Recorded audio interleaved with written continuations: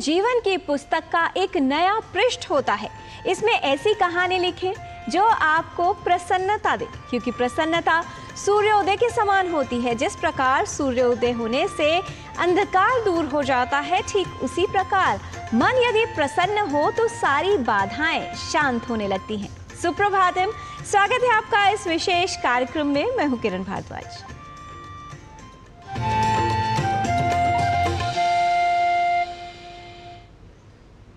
जीवन निरंतर चलता रहता है और जीवन में अलग अलग परिस्थितियां आती हैं।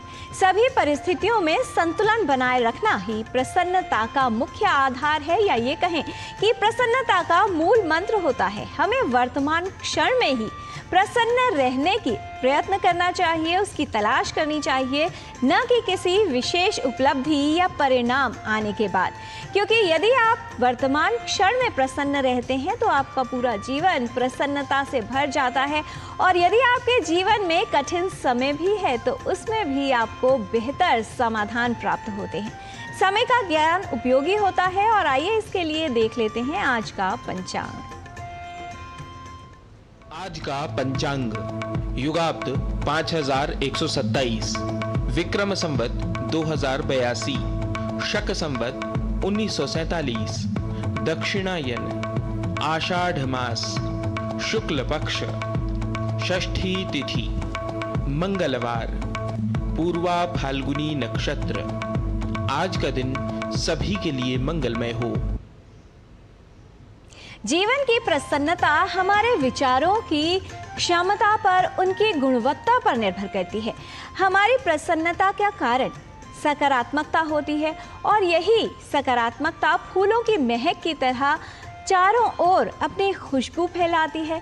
प्रसन्नता का कारण अच्छी बातें उसकी वजह से हमारे जीवन में आने लगती हैं। इसीलिए यदि आप प्रसन्नचित्त रहते हैं तो सकारात्मक ऊर्जा न सिर्फ आपकी ओर आकर्षित रहती है, बल्कि आपका पूरा जीवन ही सकारात्मकता से परिपूर्ण हो जाता है।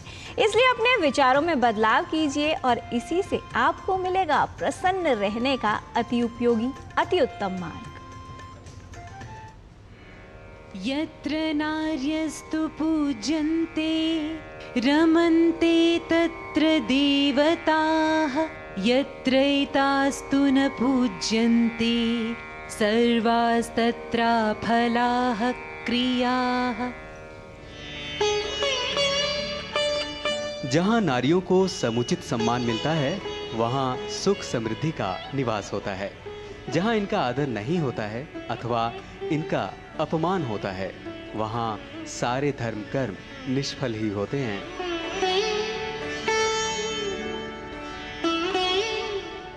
Where women are respected, prosperity blossoms, and where women are disrespected, all actions, no matter how noble, remain unfulfilled. भक्ति हमारे जीवन को संपूर्ण बनाती है, और मंदिर में जाना हमारे मन को प्रसन्नचित्त रखता है, शांत करता है।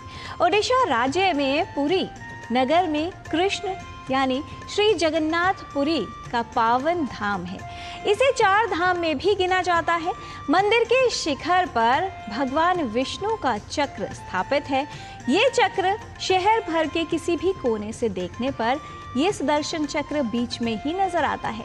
कितनी आस्था है लोगों के मन में इस मंदिर के प्रति, और क्या महत्व है जगन्नाथपुरी का। आइए देखते हैं हमारी इस विशेष रिपोर्ट के माध्यम से।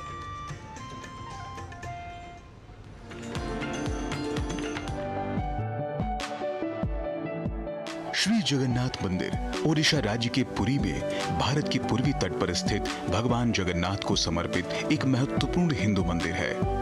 इसके अलावा यह एक लोकप्रिय पर्यटन स्थल और तीर्थ स्थल है, जहां लाखों की संख्या में श्रद्धालु दर्शन करने आते हैं। जगन्नाथ शब्द का अर्थ होता है संसार या जगत के स्वामी। इसी कारण इस नगर को जगन्नाथपुरी या पुरी कहा जाता है। यह मंदिर वैष्णव संप्रदाय का मंदिर है, जो भगवान विष्णु के अवतार श्री कृष्ण को समर्पित है। भारत के 4 धामों में से एक है जगन्नाथपुरी। कहते हैं कि यहाँ तीनों धाम जाने के बाद अंत में आना चाहिए। इस स्थान को शाक क्षेत्र, नीलांचल और नीलगिरी भी कहते हैं। अनेकों पुराणों के अनुसार पुरी में भगवान कृष्ण ने अनेकों लीलाएं की थी। और भगवान कृष्ण नील माधव के रूप में यहाँ अवतरित हुए। जगत के नाथ यहाँ अपने बड़े भाई बलभद्र और बहन सुभद्रा के साथ विराजते हैं। तीनों ही देव प्रतिमाएं काष्ठ की बनी हुई हैं। हर 12 वर्ष बाद इन मूर्तियों को बदले जाने का विधान है। पवित्र वृक्ष की लकड़ियों से पुनः मूर्तियों की प्रतिकृति बनाकर फिर से उन्हें एक बड़े आयोजन के साथ प्रतिष्ठित किया जाता है। वेदों के अनुसार भगवान हलधर ऋग्वेद स्वरूप हैं, श्रीहरि नृसिंह सामदेव स्वरूप हैं, सुभद्रा देवी यजुर्वेद की मूर्ति हैं और सुदर्शन चक्र अथर्ववेद का स्वरूप माना गया है। यहाँ श्रीहरि दारुमय रूप में विराजमान है।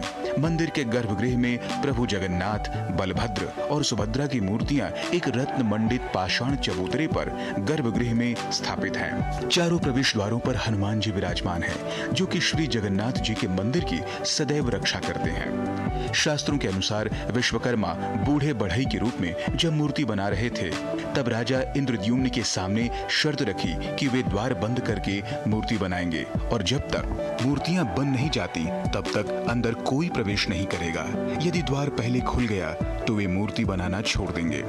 बंद दरवाजे के अंदर मूर्ति निर्माण का काम हो रहा है या नहीं, यह जानने के लिए राजा नित्य प्रति दरवाजे के बाहर खड़े होकर मूर्ति बनाने की आवाज सुनते थे।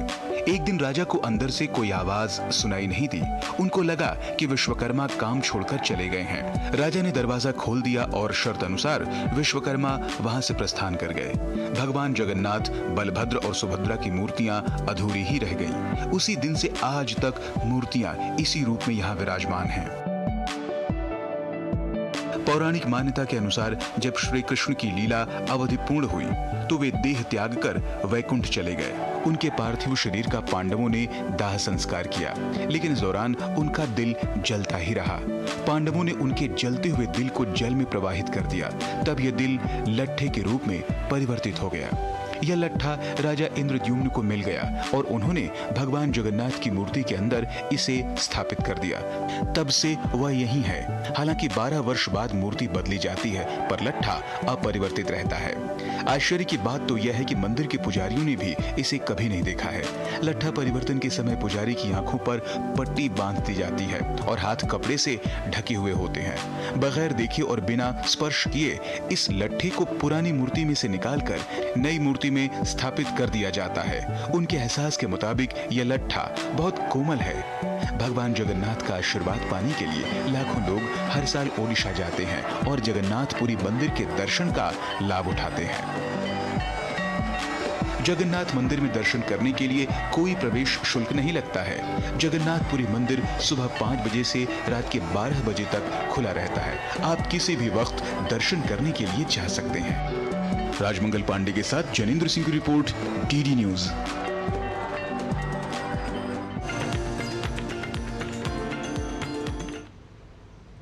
मंदिर अर्थात मन के अंदर निहित रहना। यदि मन प्रसन्न हो तो आत्मा से परमात्मा का साक्षात्कार होता है और प्रसन्न चित्त में ही परमात्मा का वास भी होता है।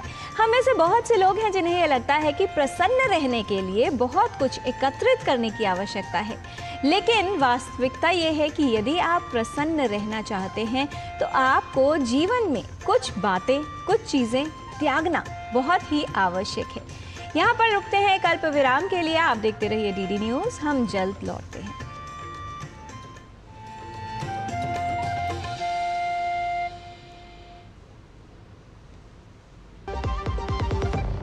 MDH बिरयानी मसाला, पारंपरिक बिरयानी का असली स्वाद। असली मसाले MDH। The world's largest accounting body, the Institute of Chartered Accountants of India, ICAI, proudly celebrates 77 years of trust, transparency and excellence. With Vishwasniya as the guiding light, the ICAI continues its march towards the vision of Viksit Bharat, shaping and powering India's economic growth. Join us in celebrating the 77th CA Day on July 1st at Bharat Mandapam, New Delhi from 3:30 p.m. onward.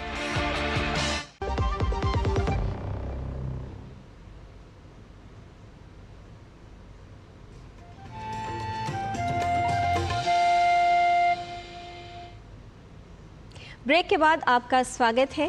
कहा जाता है कि जो प्रसन्नता दूसरों की प्रसन्नता में मिले उसे ही निस्वार्थ प्रेम या निस्वार्थ सेवा का भाव कहा जाएगा। चिकित्सकों की हमारे जीवन में महत्वपूर्ण भूमिका होती है। रोग का इलाज कर रोगी को स्वस्थ करने में चिकित्सकों की योगदान भी है और भूमिका भी। आज है राष्ट्रीय चिकित्सक दिवस। आइए इस अवसर पर चिकित्सकों को उनकी सेवा के लिए नमन करते हैं।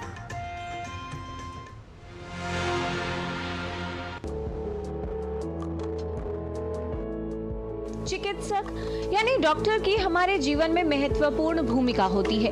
डॉक्टर समुदायों को स्वस्थ रखने में अपना योगदान देते हैं, अधिकतर लंबे समय तक कार्य करते हैं और कई व्यक्तिगत बलिदान देते हैं।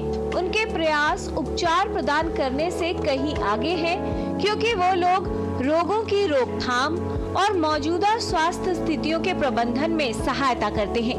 देश भर के डॉक्टरों के सम्मान में और डॉक्टर बीसी रॉय की याद में भारत में हर वर्ष 1 जुलाई को डॉक्टर्स डे के रूप में मनाया जाता है। राष्ट्रीय चिकित्सक दिवस हर वर्ष उनकी अटूट प्रतिबद्धता के सम्मान करने, उनके योगदान को पहचानने और समुदायों के लिए उनके द्वारा किए गए सभी कार्यों की सराहना करने के लिए मनाया जाता है। ये उन कई तरीकों की याद दिलाता है जिनसे डॉक्टर व्यक्तिगत जीवन और समग्र रूप से स्वास्थ्य सेवा प्रणाली को सशक्त करते हैं। इस दिन का उद्देश्य डॉक्टरों की भूमिकाओं, महत्व और जिम्मेदारियों के बारे में जागरूकता बढ़ाना और उनकी जिम्मेदारियों को समर्पित रूप से लेने के लिए प्रोत्साहित करना है। डॉक्टर की भूमिका बहुत तरीके से इम्पॉर्टेंट है सोसाइटी के लिए, क्योंकि वो जो व्यक्ति जो कष्ट में है, परेशानी में है, बीमारी में है, आप उसकी बात सुनते हो, आप उसका डायग्नोसिस बनाते हो, आप उसका इलाज करते हो। जो एक बीमार व्यक्ति है वो एक व्यक्ति नहीं है, वो पूरा परिवार परेशान है, तो आप एक तरह से उनकी हेल्प कर रहे हो, उनकी मदद करते हो, उसकी एक व्यक्ति को कर रहे हो, लेकिन उसका जो असर है वो पूरे परिवार पे है, सोसाइटी पे है। तो एक तरह से आप एक समाज का बहुत इम्पोर्टेंट और देश के लिए बहुत इम्पोर्टेंट काम कर रहे हो। डॉक्टर रोगी को दर्द कम करने, रोग को जल्दी ठीक होने और अक्षम करने वाली चोट या स्थितियों के साथ जीना सीखने में सहायता करते हैं। चिकित्सक को निष्ठा, समर्पण और कर्मठता से रोगी के हित में कार्य करना होता है। चिकित्सक की कई भूमिकाएं होती हैं। रोग का निदान और उपचार, बेहतर स्वास्थ्य को बढ़ावा देना, बीमारी को रोकना, भावनात्मक समर्थन प्रदान करना, रोगी और समुदायों को जागरूक और शिक्षित करना, विविध परिस्थितियों में कार्य करना। जब हम हेल्थ की बात करते हैं, फिजिकल, मेंटल और सोशल वेलबीइंग, और ये इम्पॉर्टेंट है कि आप सब भी अपनी मेंटल वेलबीइंग का ध्यान रखें, बिकॉज़ आप सब बहुत इम्पॉर्टेंट काम करते हैं, बहुत मेहनत करते हैं। तो ये ज़रूरी है कि अपनी मेंटल हेल्थ का भी ध्यान रखें, और वो बहुत ज़रूरी है, क्योंकि जितना आप अपनी मेंटल हेल्थ पे ध्यान रखेंगे उतना ही आपके अंदर एफिशिएंसी बढ़ेगी, आपकी खुशहाली होगी। और ये भी ध्यान रखें कि जो है प्रॉपरली अपनी नींद लें या प्रॉपरली अपना खाना खाएं, लोगों से मिलें जुलें। और अक्सर देखा है कि doctor themselves are have a important risk factor, और अगर डॉक्टर ही अगर बीमार होंगे, खासकर मानसिक समस्याएं होंगी, तो उसका अफेक्ट जो है उनके प्रोफेशन पे या उनके पेशेंट्स पे भी आएगा। एज ए डॉक्टर आपको पेशेंट्स का ध्यान रखना है पूरी तरह से, ये बहुत, और उसके साथ साथ अपना भी ध्यान रखना है। अगर आप अपना ध्यान अच्छी तरह से रखेंगे तो हमें उम्मीद है कि आप पेशेंट्स का, अपने परिवार का अब भी पूरा ध्यान रखेंगे। एज ए डॉक्टर हम सब देखते हैं कि हमारा काम कितना चैलेंजिंग होता है। हम सवेरे का दिन अपना शुरू करते हैं अस्पताल जाना, समय से पहुंचना, मरीज़ों को समय से ध्यान से सुनना और समझना, उनका डायग्नोसिस करना। नेशनल डॉक्टर्स डे पे मेरा यही कहना है कि आप सबको अपनी अपनी मानसिक स्थिति, फिजिकल स्थिति दोनों का ध्यान रखना है। उसके लिए अपने डॉक्टर्स के शेड्यूल के साथ साथ अपने रोज़मर्रा का शेड्यूल, जिसमें सुबह के दिन की शुरुआत अगर एक्सरसाइज या अपने मानसिक स्वास्थ्य को लेके भी करी जा सके तो वो बहुत ही अच्छा रहेगा। इससे आपकी जो मानसिक स्वास्थ्य या मानसिक स्थिति है वो आपके मरीजों की तरफ भी बहुत अच्छी रहेगी और पूरे दिन का चैलेंज जो आपके सामने रहता है उसको टैकल करने में भी अच्छा रहेगा। राष्ट्रीय चिकित्सक दिवस का ये दिन हमारे जीवन में डॉक्टरों के मूल्य को उजागर करता है। राष्ट्रीय चिकित्सक दिवस अपने रोगियों और समुदायों के जीवन में चिकित्सकों व डॉक्टरों के योगदान को पहचानने का दिन है। ये उनकी कड़ी मेहनत जो हम सभी को स्वस्थ रखने के लिए होती है, उसको सम्मान देने का दिन है। ये दिन हमें निस्वार्थ सेवा और हमारी स्वास्थ्य देखभाल प्रदान करने के लिए डॉक्टरों को धन्यवाद देने का अवसर है। विशेषज्ञ और चिकित्सक कड़ी मेहनत से सभी के लिए स्वास्थ्य वर्धन के लिए कार्य करते हैं। आवश्यक है कि हम सभी चिकित्सकों और विशेषज्ञों को उनकी निस्वार्थ सेवा और हमारे जीवन को बचाने और स्वास्थ्य को बेहतर बनाने के लिए धन्यवाद और सराहना दें। हमारे बीच जीवन रक्षकों को सम्मान दें। अपने जीवन में विशेषज्ञों और चिकित्सकों की भूमिका की सराहना करें और उसके महत्व को पहचानें। किरण भारद्वाज, डीडी न्यूज।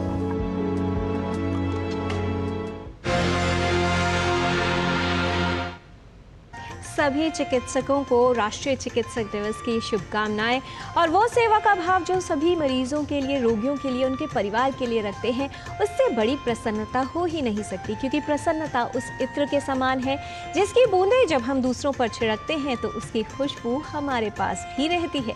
और इसीलिए कहा जाता है कि यदि आपका मन प्रसन्न है तो आपका जो जीवन है वो भी उत्तम बनता है, उसकी गुणवत्ता बढ़ जाती है। योग एक ऐसा माध्यम है जो न सिर्फ जीवन को संतुलित करता है बल्कि स्वास्थ्य वर्धन भी करता है। आइए योग के माध्यम से अपने स्वास्थ्य को बेहतर बनाएं और देखें कुछ स्वास्थ्य के लिए उपयोगी योगिक क्रियाएं। नमस्ते, मैं हूं आचार्य प्रतिष्ठा।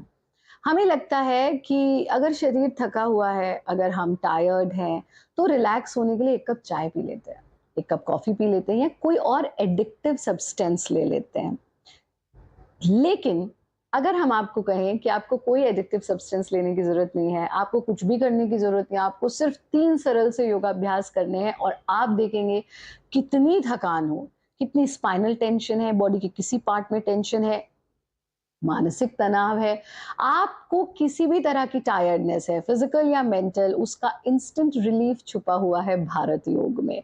तो ये कोई अतिशयोक्ति बिल्कुल नहीं है। आज मैं आपको 3 ऐसे बहुत सरल से अभ्यास बताने वाली हूँ जिनका अभ्यास आप इंस्टेंटली, मतलब प्रत्यक्षम किम प्रमाणम, प्रत्यक्ष को प्रमाण की आवश्यकता कहाँ है, आप देखते देखते ये एपिसोड भी अगर इनको अभ्यास में ले आए, आप देखते देखते कर लीजिए और आप देखेंगे वाह, मैं तो एकदम रिलैक्स हो गया हूं, मेरा सारा तनाव दूर हो गया। इस तरह से आपको मैट बिछाना है। सबसे पहला अभ्यास भारत योग की एक बहुत प्रचलित गति है, सर्प गति। सर्प गति पूरे शरीर की टेंशन को रिलीज करने वाली है। यथा नाम तथा गुणा इसका नाम है, सर्प गति। तो पैर आपके सांप की पूंछ की तरह हो जाएंगे, पीछे आप देख लीजिए। दोनों कोहनियों को जमीन पर टिका देंगे, अपनी चिन को अपने दोनों हथेलियों के मध्य में टिकाएंगे और यहां से हम एक एक स्टेप आगे अपनी एल्बोज को, कोहनियों को लेकर के जाएंगे। एक एक स्टेप गए, रुकिए, दूसरा स्टेप, रुकिए, और जब लगे बिल्कुल आगे आ गया हूं और आगे कोहनियां नहीं जा रही हैं तो गर्दन के पीछे पड़ने वाले रिलैक्सेशन को महसूस कीजिए।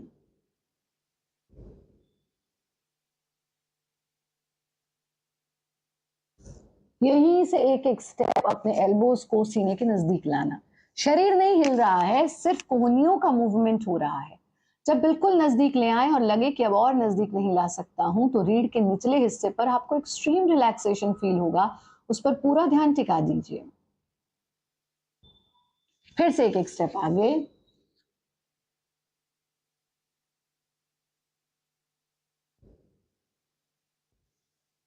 फिर से एक एक स्टेप सीने के नजदीक। ऐसा आप 5 बार रिपीट कर लीजिए। 5 बार रिपीट करने के बाद दोनों पैरों के बीच में गैप दे देंगे, हाथों का तकिया बनाकर इस पर अपने चेहरे को टिका देंगे। 5 बार सर्पगति का अभ्यास करने के बाद हम दूसरे अभ्यास की ओर बढ़ते हैं, जो कि है तिर्यक भुजंगासन। तिर्यक भुजंगासन के लिए दोनों हथेलियों को जमीन पर टिकाना, कंधों के नीचे रख लेना। सांस भरते हुए चेहरा और सीना उठाना है। अब यहाँ पीछे नहीं झुक रहे हैं, पीछे नहीं झुकेंगे, वो एक अलग प्रैक्टिस है। ये निरापद क्रिया कर रहे हैं आप, जिसको सब कर सकते हैं, तो सिर्फ सीधा रखना है स्पाइन को।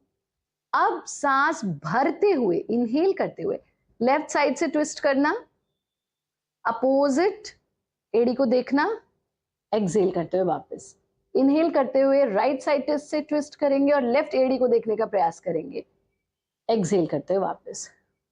Inhale, exhale, inhale, exhale. सांस छोड़ते हुए वापस आ जाना। फिर से हाथों का तकिया बनाना। इसको आप 3 से 4 बार रिपीट कर सकते हैं। फिर वापस आ जाइए, यानी 3 से 4 बार ट्विस्ट कर लीजिए, वापस आ जाइए। अंतिम अभ्यास शशांक भुजंग गति, यानी 2 आसनों का कॉम्बिनेशन है ये। इस तरह से दोनों हथेलियों को जमीन पर टिकाएंगे, चिन को भी जमीन पर टिकाएंगे। सांस भरते हुए यथा सामर्थ्य पीछे झुकना, सांस छोड़ते हुए हिप्स को पीछे की ओर खींचना और सांस छोड़ते जाएं, आगे की ओर झुकते जाएं। जितना आप इजीली आगे झुक सकते हैं उतना झुकना। वापस वज्रासन में बैठ जाना। खत्म नहीं हुआ है अभी, यहाँ आए, फिर से हाथों को जमीन पर टिकाना, सांस छोड़ते हुए आगे झुकना, माथे को जमीन से छूने की कोशिश करना, पेट के बल लेट जाना। Inhale, exhale. फिर से अपने आसन में बैठ जाइए। ये एक राउंड है, आप इसके 4 से 5 रिपीटिशंस कर सकते हैं। सरल सा अभ्यास। ये तीनों अभ्यास आप हाथ के हाथ करके देख लीजिए। जैसा हमने कहा, प्रत्यक्षम किम प्रमाणम, प्रत्यक्ष को प्रमाण की आवश्यकता नहीं है। आप इसके रिलैक्सिंग इफेक्ट को तुरंत देखेंगे। इसी के साथ आप भारत योग की योग निद्रा का अभ्यास सोने से पहले कर सकते हैं। दिन के किसी भी समय अगर आप रिलैक्स होना चाहते हैं, बहुत प्रचलित योग निद्रा है, आपको इंटरनेट पे भी वो मिल जाएगी।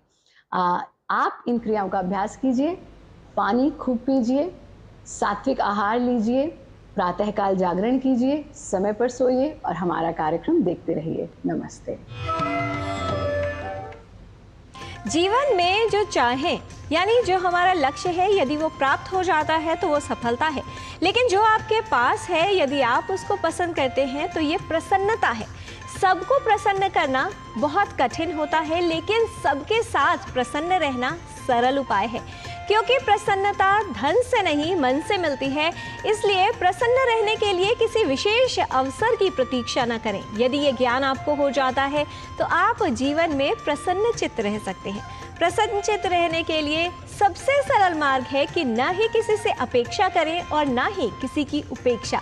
ये ज्ञान आपके जीवन को प्रसन्न चित्त रख सकता है, प्रसन्नता से भर सकता है। ज्ञान यदि जीवन में हो लेकिन स्वयं की पहचान न हो तो पूरा ज्ञान ही व्यर्थ हो जाता है। संस्कृत का ज्ञान लेने के लिए आइए चलते हैं संस्कृत पाठशाला में। हमारी पूरी टीम को दीजिए अनुमति और आप सीखिए संस्कृत और जीवन में बदलाव लाइए, प्रसन्न चित्त रहिए। आज के लिए इतना ही। नमस्कार।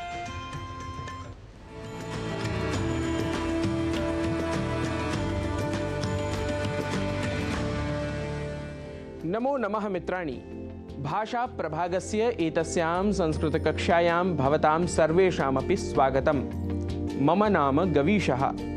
संस्कृत कक्षा में दैनंदिन जीवन में प्रयोग में आने वाले सामान्य वाक्यों को हम संस्कृत में बोलना सीखेंगे। यदि हमें कहना हो प्राचार्य का नोटिस देखा क्या, तो संस्कृत में पूछेंगे प्राचार्यस्य आदेशं दृष्टवान् किम्? प्राचार्यस्य आदेशं दृष्टवान् किम्? यदि कहना हो हाँ वह तो सामान्य बात है, तो संस्कृत में बोलेंगे आम सह तु सामान्यः विषयः अस्ति। आम सह तु सामान्यः विषयः अस्ति। क्या वेतन बढ़ गया? यदि यह पूछना हो तो संस्कृत में कहेंगे अपि वेतनं वृद्धम। अपि वेतनं वृद्धम। यदि वाक्य हो मेरा वेतन 15% बढ़ाया है, तो संस्कृत में कहेंगे मम वेतनं प्रतिशतं 15 वर्धितम। मम वेतनं प्रतिशतं 15 वर्धितम। मुझे तो कोई सूचना ही नहीं मिली। यदि यह वाक्य हो तो कहेंगे अहम तु काम अपि सूचनां न प्राप्तवान। अहम तु काम अपि सूचनां न प्राप्तवान। वेतन बढ़ा दिया गया है। यदि यह वाक्य हो तो कहेंगे वेतनम वर्धितम अस्ति। वेतनम वर्धितम अस्ति। कब से लागू होगा? यदि यह वाक्य हो तो संस्कृत में कहेंगे कदा आरभ्य अन्वयः भवेत्। कदा आरभ्य अन्वयः भवेत्।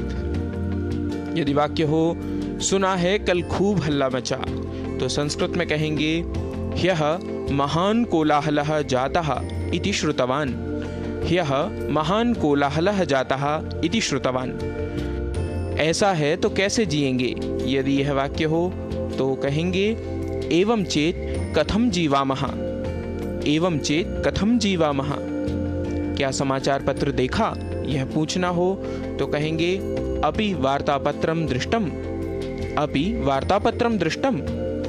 यदि कहना हो कह दो आज मैं कक्षा नहीं लूंगा, संस्कृत वाक्य बनेगा अद्य कक्षां न स्वीकरोमि इति सूचयतु। अद्य कक्षां न स्वीकरोमि इति सूचयतु। क्या प्राचार्य आए हैं? किम प्राचार्यः आगतः। किम प्राचार्यः आगतः। इस महीने कितनी छुट्टी हैं? यदि यह कहना हो तो संस्कृत में बोलेंगे एतस्मिन् मासे कति अवकाशाः सन्ति। एतस्मिन् मासे कति अवकाशाः सन्ति। क्या परसों छुट्टी होगी? यदि यह वाक्य हो तो कहेंगे परश्वः अवकाशः भवेत् किम। परश्वः अवकाशः भवेत् किम। प्रश्न पत्र तैयार किया क्या? यदि यह वाक्य हो तो कहेंगे प्रश्न पत्रम सज्जीकृतं किम। प्रश्न पत्रम सज्जीकृतं किम। इस बार का परीक्षा परिणाम कैसा रहा?